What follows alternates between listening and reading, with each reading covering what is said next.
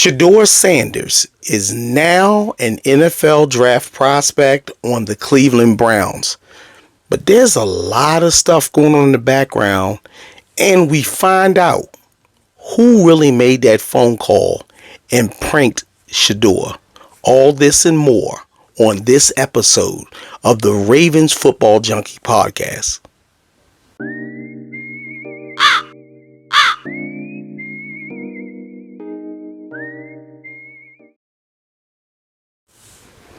All right, unless you've been sleeping under a rock, you already know. Shedeur Sanders, 5th round, was picked by the Cleveland Browns to join their staff in their quarterback circus. I'm your host, Matt Bradby, speaking all things Ravens, and welcome, flock, to the Ravens Football Junkies Podcast. If this is your first time tuning in, do me a great favor and hit the subscribe button, hit the bell icon, and join our family.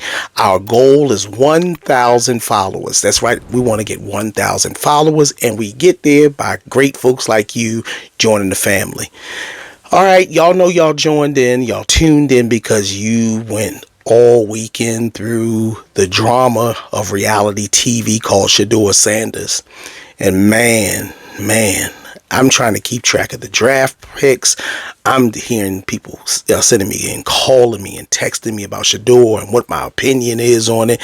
And it's just been really draining. So I didn't get finished my draft pick overview yet because I've been sorting through a lot of stuff, and but listen, I did have to come on and give you this episode to talk about all things Shedeur Sanders. Now, first and foremost, everybody's not going to agree with me.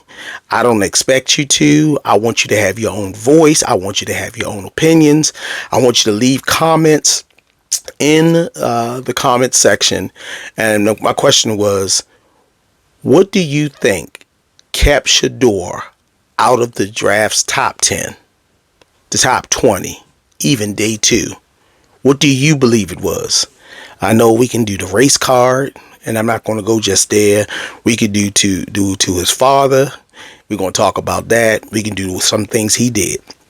Now, for those who were sleeping under a rock and may not know, Shedeur Sanders was highly talented and he was highly ranked. He was in the top 15 of most people's mock drafts. Some people had him in the lower first day picks, but for one reason or another, he dropped out of the first round, the second round, the third round, the fourth round, and in the 5th round, after witnessing Cleveland drafting their quarterback, Dillon Gabriel, they took on another cornerback. Now, before we get into Shedeur, the Browns are weird. It's weird. They now have 5 quarterbacks. They drafted 2 running backs. They need wide receiver help like yesterday. They had the opportunity of drafting a generational talent in Travis Hunter, but they traded that away, and they picked up Mason, and I'm not going to hate on him. That's a good pick. That is a good pick. The tackle they got, the offensive lineman, but you give up on a generational talent like Travis Hunter, and maybe the opportunity of pairing him once again with Shedeur, but you gave him up to trade back to grab a lineman who could have been there. I don't understand that, and if you, like me, watch when they chose Shedeur, did you see the body language in that room? I'm going to post it on here so you can take a look at that. Did you see the body language? I mean, the GM over there, he looked like he was like disenchanted. And this is my opinion. I think somebody from the league and ownership called them and told them, look, y'all, take that boy. Take Shedeur. Make him your 5th quarterback, and if he don't work out, y'all can cut him and we can get this fanfare down, because it got so big. Like it or not, President Trump chimed in on it. And he said the NFL owners were stupid. They were crazy.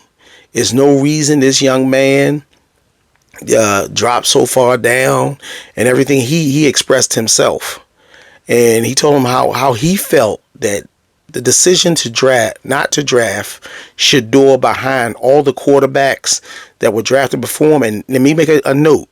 I have nothing against Tyler Shuck, Dylan Gabriel, and any of those other guys. But what I will say is, based on skill, talent, experience, and what we got on tape, Shedeur was hands, feet, and head above all those guys. He was above them. And right now, I just want to get something off my chest. You may not agree with it, but I'm going to say it. I believe there were 3 factors that caused Shedeur to suffer like he did. The first obvious factor is his father. His father is a polarizing person. He walks the walk. He talks the talk. He has a lot of enemies. Everybody that's smiling in his face don't like him, and he knows it. The Sanders family make it completely known that they're not looking for a seat at the table. They're bringing their own. The Sanders family is looked at by a lot of people in America as being privileged. They look at them as being arrogant. And a lot of times people mistake confidence for arrogance, because guess what? They're not hurting for money. Their dad just signed a pretty good contract to coach Colorado. Shedeur and his brother had NIL deals. They got sponsorship deals. They got their own money. And what I do believe is the NFL like kids that'll conform. It's like when you get a job. They don't want a rebel rouser. They don't want an independent thinker. They want what they call a team player. Someone to jump in and be a that boy, and that, that'll join the team. And even though stuff is going on that may not be right, they ain't gonna ruffle no feathers. They want a team player. They want somebody to subscribe to their brand. But Shedeur comes with his own brand. Okay? And whenever that NFL shield ain't your brand, Colin Kaepernick, guess what happens? You're forced to sit back and be at the whim of the good old boys club. It's a fact. It's a fact. We've seen it. You've seen it with Lamar when Colin Kaepernick did his thing, but with Colin Kaepernick's a little different. And you got to understand, and people ain't going to like it, when the NFL made the moves to try to get him back in the league, Colin Kaepernick decided not to go to Atlanta to do the tryout to see if a team going to grab him. He knew that was a concession, and he decided to have his own workout at a high school up the road. Nobody really showed, and he didn't come back in the league. But again, it's the good old boys club. I was listening to LeVar Ball, and he was talking about having your own. See, we will always have to be subject to this type stuff. Lamar Jackson was bad. This was the worst. But what voice do you have?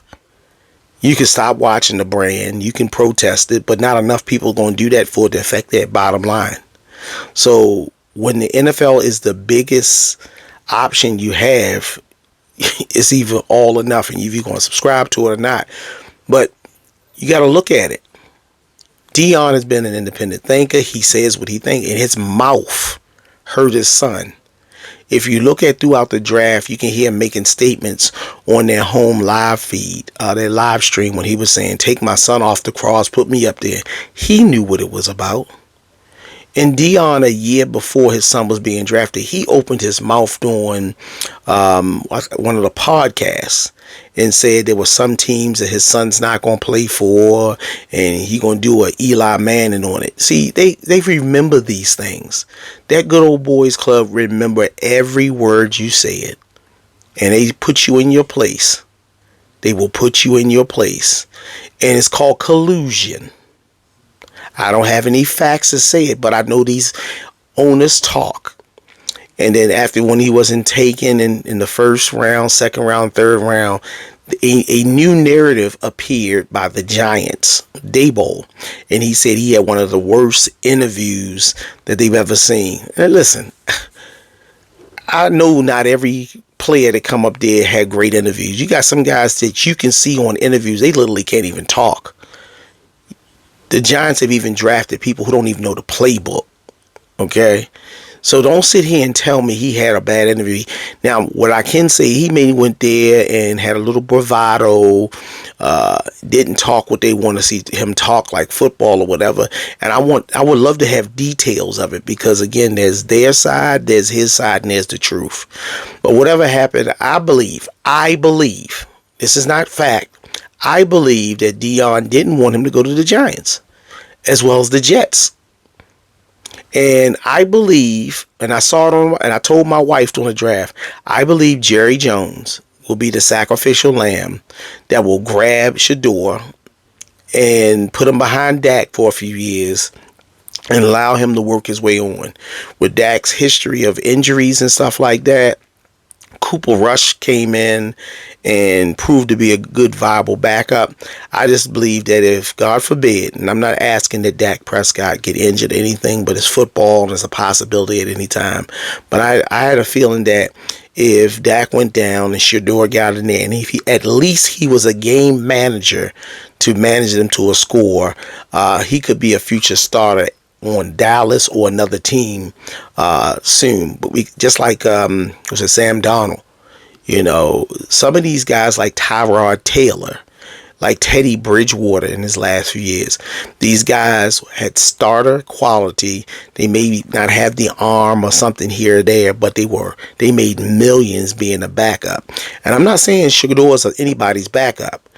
The boy can ball. He can play. And I looked at some of these teams with these quarterbacks. He's definitely better than Daniel Jones. Okay. Daniel Jones asked, the Giants mortgaged the house on Daniel Jones. And they let Saquon Barkley go to hold him, give him a contract, and it failed. I know this draft class didn't have a lot of viable quarterback candidates, and a lot of teams reached for the 5 to 7 they picked, but Cam and Shedeur should have been the top two. And there were a lot of teams, Pittsburgh, who I don't like, Cleveland, who I really don't like, the Saints, teams needing a backup quarterback or somebody to challenge the starting quarterback. Dallas needed a backup. There's a lot of teams out there that need a viable option at quarterback. They looked them over, and I really believe it was the league putting the Sanders family back in their place. They couldn't shut him down in college. He became successful in HBC colleges. Then he went to Colorado, took a losing team that had one win, and in a few seasons they had a successful winning season. Everything that he said comes true. He has a little bravado. He has some arrogance. He has faith in God. He's not going to humble himself to the machine called football, and that became the sins of the father fell on the son. Shedeur has that bravado like his dad. They like the jewelry. They like to be brash. They like to be, well-spoken. And I don't knock that, because guess what? When Johnny Manziel did it, the nation supported it. But it can't come from a black quarterback. Not one that, at first, a few months before the draft, they was highly heralded as probably the number one pick. And I think that's what drove Mel Kiper crazy.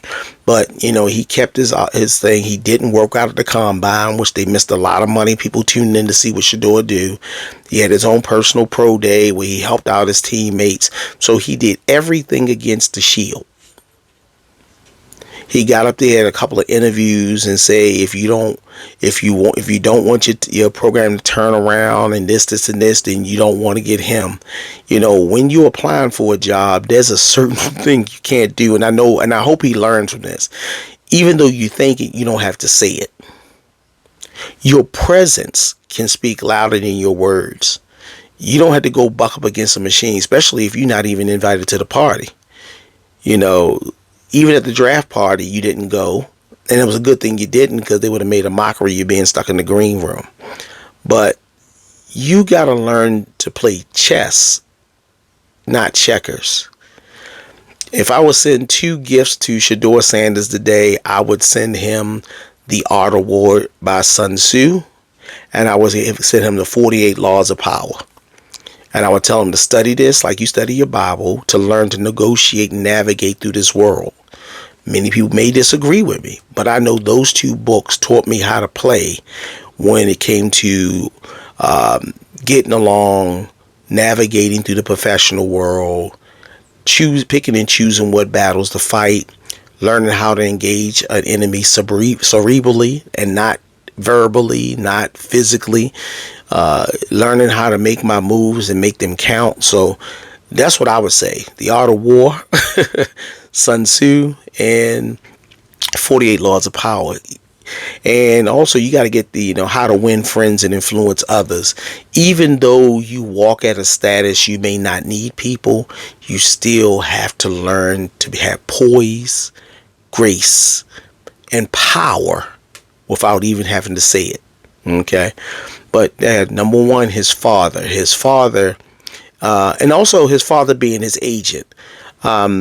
Personally, and I was talking to my son who aspires to play football, and I was talking to a few other friends of mine who called me and asked me my opinion, and I told them I was going to bring it up on the podcast. But my personal opinion was this: whenever people say something more than once, it's important to them. They mentioned that he didn't have the prototypical agent, which means he didn't have an agent outside of his dad, which meant that if you wanted to talk to the son, you had to go through the father. And a lot of these teams ain't built like that. They're not going to Deion for nothing. They don't like him. They don't want it. And they put him in this place by letting him know, if we got to go to your dad, we're not going to talk to you. Even when he received his acceptance, his dad wanted to get on the phone and talk. And sometimes, Deion, I love you, bro, but I think you just need to be in the battle and pay the back, because they don't want you. They don't like you. And when your son gets the victory, you want to be all up in it. You want to try to navigate through it, but you don't have that power, and you definitely don't have the skin color to do it. Okay? It's not a racist thing, but I'm just telling you straightforward. You were a player, now you're a coach. You're not an owner. You're not a licensed agent. So if I was Deion and my son dealing with Shedeur, I would hire an agent and step back, because it's not about me. It's not about me beating my chest. It's all about my son getting the opportunity to be a better man than me. If I'm wrong, put it in the comments. Am I wrong? Should Deion had a step back, hired an agent, and allowed those owners and their staff to talk agent to them to negotiate a better role for his son? Because his son Shilo didn't even get drafted. And I didn't watch a lot of Shilo, but I believe there was an opportunity for him. And they make a joke right now saying that Shilo fired his agent and he was offered a walk-on role as an undrafted free agent for the Buccaneers. And the boy could play. I think he has a role on special teams. Shilo, if he would get some weight to him, he could play a money back or a linebacker, and the boy can burn. So I think if he get a little bit more weight on him, he can get up to, like, say 240s, and he chiseled himself weight. He could be a heck of a linebacker in the NFL. I watched him play safety. He tackles, he hits hard, and he has that instinct that he got from his dad. But I think he'd be better suited as a linebacker, special teamer, than safety. It's just my personal opinion based on observations, based on reading his overall view. I think he would be better as a linebacker, and he could have a pretty good career in the NFL being that linebacker. He still had speed and instincts, things that you can't teach. Either you got it or you don't. But and back to Prime hurt him. His interviews. You got to be careful what you say when it comes to your children so you don't block them. I have my ideologies about schools and stuff for my son. And if I speak about it, it'll be in the comfort of a secure group of people. I would never get on media and make statements about, I'm not letting my son play here. I'm not letting my son do that. That's like saying, I'm not letting my son work for Amazon. I'm not letting him work for Walmart. I'm not letting him work for the police department. I'm not letting him work for the Department of Corrections. And these are the only jobs hiring. You want to make sure there's an option for your son no matter where you go. I'm building my sons and my legacy to a point where my kid can go to any team and bring out the best in them. A great leader doesn't go on a stacked team and hold up the trophy at the end saying, I, when you got a stacked roster. It's the man that comes in to be that piece to the puzzle that takes a team over that's accounted for. That's that MVP. And I'm not saying Shedeur or Prime does that, but it looked like it in his interview when he said he's not going to let him go to certain teams. One of those teams you say you wasn't going to let him go to was the Browns, and that was your only saving grace. So the world and life has a way of humbling us, okay? And we just got to take heed. Stay humble, you know. Kendrick Lamar say, be humble. You got to be humble before the world and life, and even God himself will humble you.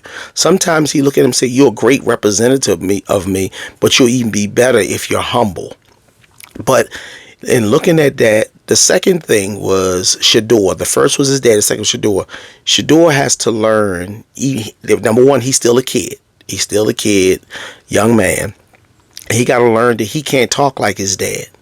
His dad got the accolades to back it up. Yeah, you got some awards in college. And these people, these owners don't care about that. But what they do know is how you talking. Sometimes we can talk recklessly and kill or close doors before they're open. The greatest killer of opportunities in our lifetime is not always the enemy. It's not always the devil. A lot of times it's us. And we got to learn to play our role. You understand what I'm saying? We got to learn to play our role. You can't demand something when you don't own anything. You got to come to the table. You got to make sure that you know your value, your worth. And I know he says, I know my value. I know my worth. I did A, B, C, D on the college level. That's college. In the NFL is what have you done for me lately? You haven't thrown one pass in the NFL and you got a list of demands. So you got to scale it back. You can use your faith in place of your feelings. And I say that being a pastor myself, I tell people, you can hold your peace and let the Lord fight your battles. Victory be yours. Hold your peace. Whatever you think, let your mom, your dad talk. But when you're the applicant trying to get a job, which brings me to remind that, I'm a manager at a car business. And I get people that come and they interview for a job and they arrogant. You haven't ever worked in a business. You're telling me about what you did in the past. And I appreciate confidence. But, I look at your dress. They don't dress up no more. I look at their Facebook pages. They dressed up on Facebook, but they're not dressed up at the interview. And a lot of this generation and millennials and other people say, well, how you dress don't mean anything. It does. It's called first impressions. It's called presentation. You have to sell yourself to win a job. You just can't walk in there, act like they owe you a job. And especially in the NFL, they like money-starved people. They like people who don't have anything. So these guys are coming, they'll conform to the machine called the NFL and that shield, and they'll do. But Shedeur comes through the door not needing that. But the one thing they know how to cripple him at is his ability to play football. And they maximize that opportunity. And you saw it live in full effect on television. So the first thing that held him back, number one, was his dad. Number two, himself. And number three, the thing that hurt him was his celebrity. The celebrity. Just think about this. And I'm going to tell you what it means. He has a fanfare following.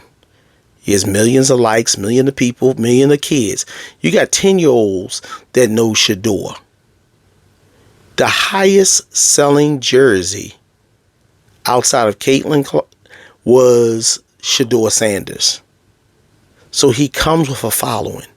When he was called and selected, look at not just Browns fans, look how many people cheered for him.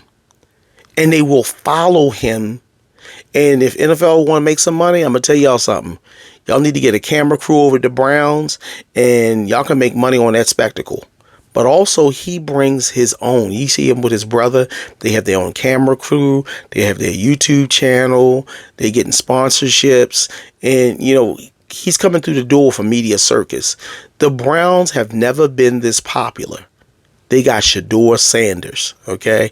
And when he walks through the door, he's going to bring more viewers to the Cleveland Browns. Joe Flacco may be starting this season because Deshaun Watson is on the shelf with an injury. He may be starting, but looking over his shoulder, he knows Shedeur is coming. And if Shedeur makes peace, goes in there, be professional, let his work ethic speak for him, he's going to beat out Dylan Gabriel. He'll probably beat out Kenny Pickett, and he'll be that backup quarterback. And just like Lamar was to Joe, not saying Shedeur is Lamar, he's going to be looking over his shoulder because the minute he starts throwing those interceptions like he did on his last run with the Browns, Shedeur will be in the game, and he'll be able to manage the game. I believe there's a lot of upside to the young man in spite of what pundits say. So his celebrity. A lot of teams don't want that, y'all. You got a starting quarterback. Who's your starter? But Shedeur coming in, and the minute that quarterback start taking some hiccups, do something wrong, they're going to be calling for Shedeur to start. And teams don't want that. A lot of teams stay quiet through the process. A lot of teams could have picked him up as saying, you ain't had to get him in the first round or second round, but at least the third or fourth. He was a value in the second round, and he was a value in the third round. He was a value in the fourth round. You could have picked him up, used him as a backup, because look at the price of backup quarterbacks, y'all. They are not cheap. I think the Ravens signed Cooper Rush for a couple of $1 million. And back in the day, you can get a backup quarterback was a couple of $100,000. But now they're in the millions. And you could have saved money by having a young backup in the back, waiting in the wings, learning from the older, underneath the OC, learning the offense, learning the motions, getting the favorite player. So when he gets in, they'll play for him. You don't want him getting in the game being a Willie Beeman from Any Given Sunday. Watch the movie, you didn't see it. But you don't want him doing that. But he has to have poise. He has to allow his work ethic and his faith to speak louder than his words. He's talked enough. Now it's time for you to go to Missouri, the show me state, and show America why you were the best QB or second best QB that was available in this draft. The only person I'm upset, y'all, that Cam, the first round draft pick, he didn't get as much press as Shedeur did. They stole his thunder. Even Travis Hunter, he didn't get the press as being the number 2 and Jacksonville mortgaging the house to move up to get this generational talent. They wasn't talking about him. Abdul Carter didn't get the mention. It was the quarterback that wasn't drafted that stole this draft. Now let's get to talking about something else. Let's talk about the prank call. Y'all may not want to hear my mouth on that one, because working in corporate America, working for nonprofits, which the NFL is, but the teams are for profit, unexcusable. The coach left his cell phone number unsecure. His 21-year-old son, who's a young man, gets the phone number, prank calls Shedeur, think it's funny.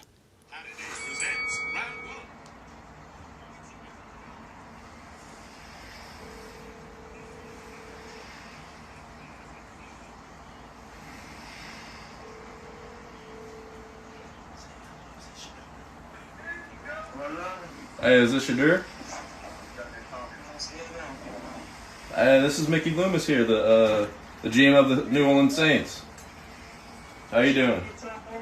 This is Mickey Loomis here, GM of the Saints. How you doing? Good, how are you, man? Good, been waiting on you. Yeah, we have. It's been a long wait, man. We're going to take you with our next pick right here, man. It's ain't gonna be nothing there. Hey, but you're going to have to wait a little bit longer, man. Sorry about that.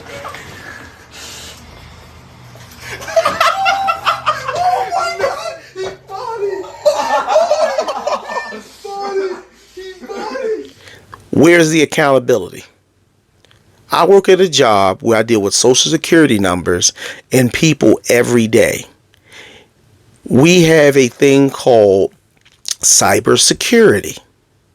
We have to take a class before we're allowed to begin work when we're hired. It tells you the policies and procedures of handling confidential information. We have a 2-step verification model to get on to our own sites. I have to punch in something. They send a number to the number that they have on my phone number that they have on file. And then I log in, and then I have to affirm through my corporate email. But this coach had Shedeur Sanders' cell phone number.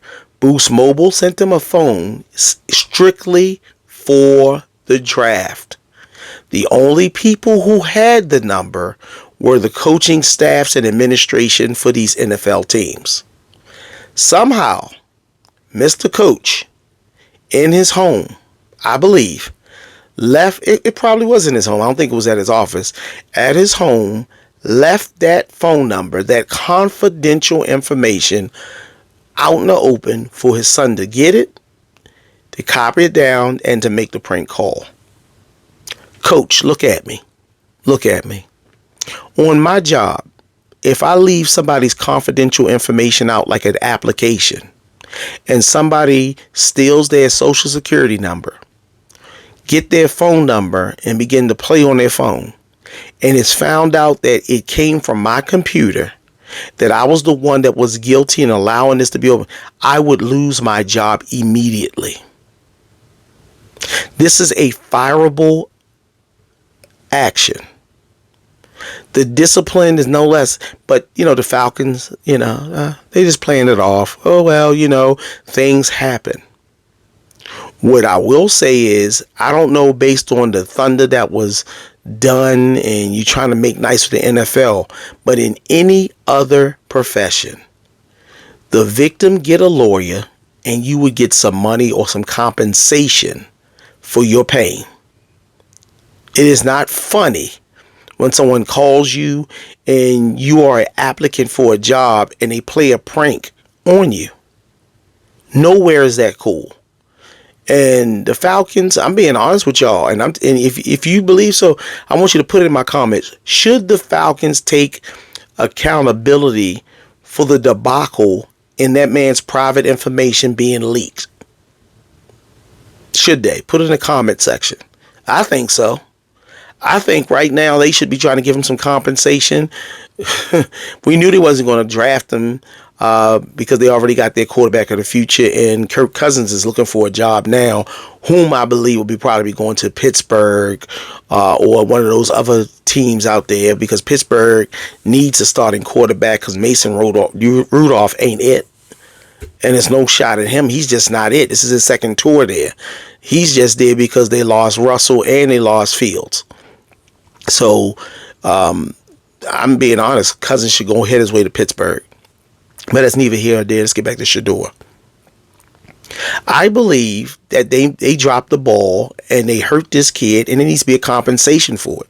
I think just like the NFL will launch an investigation for everything else, they need to launch the investigation here, and there should be some discipline on the Falcons because your employee allowed confidential information to be leaked to their family members. When I work at home, my computer is a job laptop and it's locked down. I don't access it from my personal devices. I keep my locks on everything that I have to validate to open the lock and even enter the site. So that's on the coach. Your son did it. You're responsible for it.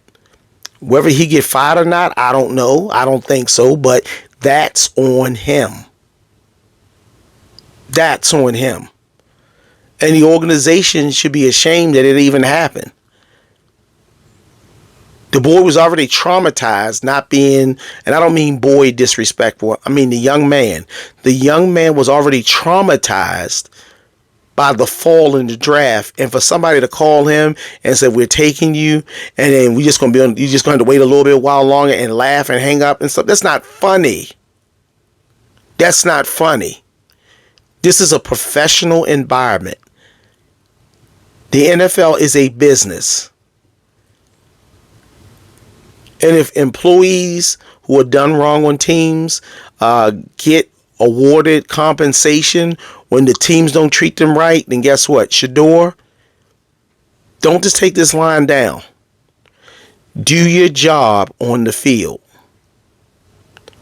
But make sure you get yours. What do y'all think? Should he seek some kind of compensation or settlement for this trauma? Because it was traumatic. And the Falcons brass are held accountable.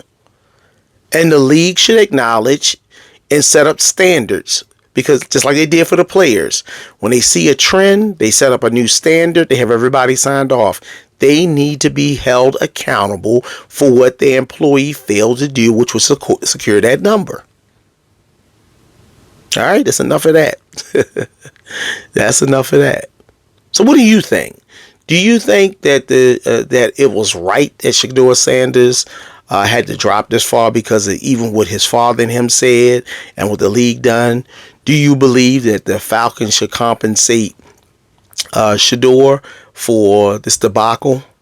Let me know in the comments section. And for those who haven't already do it, once again, let me remind you, hit the subscribe button and hit the like button and hit the bell icon. That shows me that the content that I'm producing on my private time, my personal time, you guys enjoy it. And I'm going to keep doing it for you. All right. Again, this is the Ravens Football Junkies Podcast. This is all things Baltimore Ravens and NFL football. I'm your ultimate plug in what's going on, and you're hearing this from a fan's point of view. Listen, y'all, my goal, 1,000 subscribers. Some people say, you crazy. No, it's not crazy, because I've seen my friends and other people who've reached out to me who have podcasts told me it's very attainable. Stick to your guns. Aim high. 1,000. Then my next one will be 5,000 and my next 10,000. I know we can do it, Baltimore Ravens fans. We can really do it. Well, that's all for me, y'all. Share this with all your friends and family.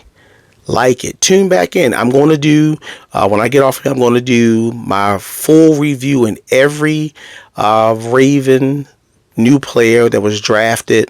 I'm going to give you the pros. I'm going to give you the cons. I'm going to give you my opinion on each. I'm going to give you my opinion on who you think going to make the team, who's not going to make the team. And then we're going to look at the undrafted free agents they're bringing in. Got a couple of kids from the Maryland area. One from DC. We got a Towson player on here. So got a player that was played for St. Francis High here in Baltimore. So guess what? It's going to be a doozy. That's going to air on Monday. But do me a favor. Like, share, spread the word that the Ravens Football Junkie is the podcast that you can go get heard and let the world know that Ravens have the best fans in the world, hands down. Baltimore is my city. I bleed black and purple, and we going to do the darn thing. Lamar, you got help. Roquan, no excuses this year. You got a dog at safety. You got a dog on the edge. Oh my goodness. Owe, don't cry. Earn your next contract. You and Mike wreak havoc in the backfield. King, Henry, Lamar, do your thing.